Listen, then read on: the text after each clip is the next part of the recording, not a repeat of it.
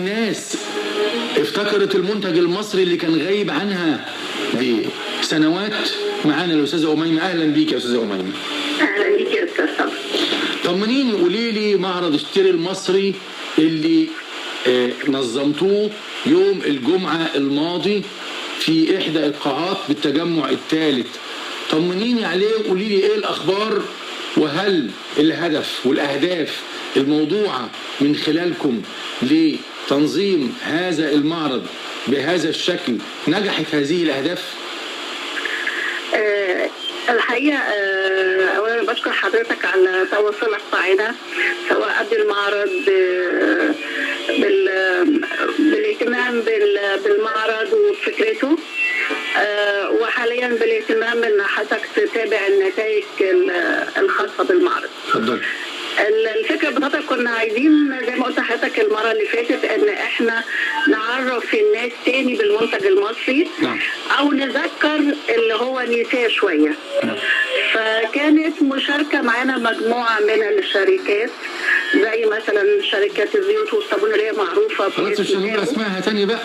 طيب المره دي بقى ما يتخسرش خلاص. اسماء الاعلانات. عموما الشركات الحقيقه كانت شركات وطنيه معظمها الحمد طبعا لله. طبعا.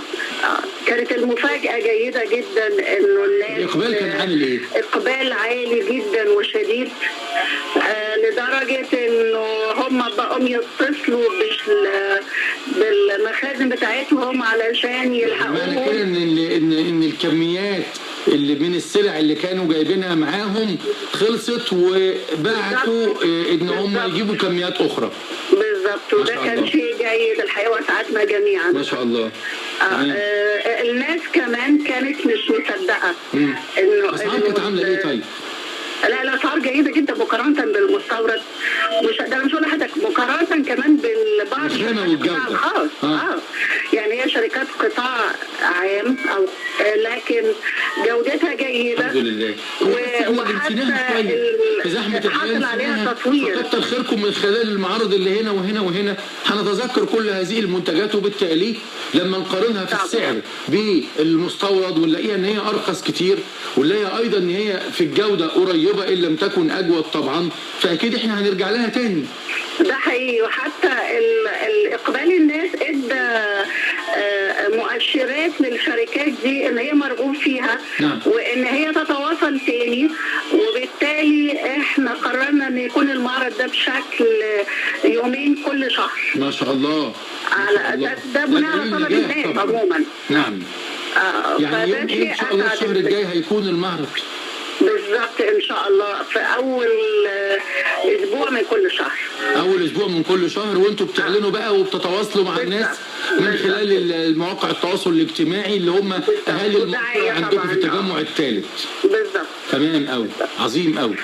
فالحقيقه جيد. وانا بدعو من خلال هذه التجربه جمعياتنا الموجوده في المدن واللي موجوده في المدن الجديده واللي موجوده في الاحياء واللي موجوده في القرى، اتفضلوا خدوا النماذج دي وتفضلوا هاتوا الشركات الوطنيه واعملوا معرض لمده يوم ولا يومين، وهتنزل لكم السلع والمنتجات باسعار ارخص من المنتجات اللي موجوده في السوق واللي معظمها منتجات مستورده وغليت الطقطقين. لا اتفضلوا معرض واثنين وثلاثه لحد ما المستهلك تاني ياخد على هذه السلع اللي نسيها، وبالتالي هنقدر نعمل عمليه تخفيض لتكلفه الاسره المصريه. بدل ما انا بشتري المنتجات المستورده وبنفق عليها 10 قروش، لا انا ممكن بالمنتجات المحليه وانفق 5 او انفق 6. كل التحيه لجمعيه صوت القاهره الجديده وتنظيم هذا المعرض تحت اسم اشتري المصري. استاذه اميمه هيبه رئيس مجلس اداره الجمعيه، شكرا جزيلا لك يا فندم.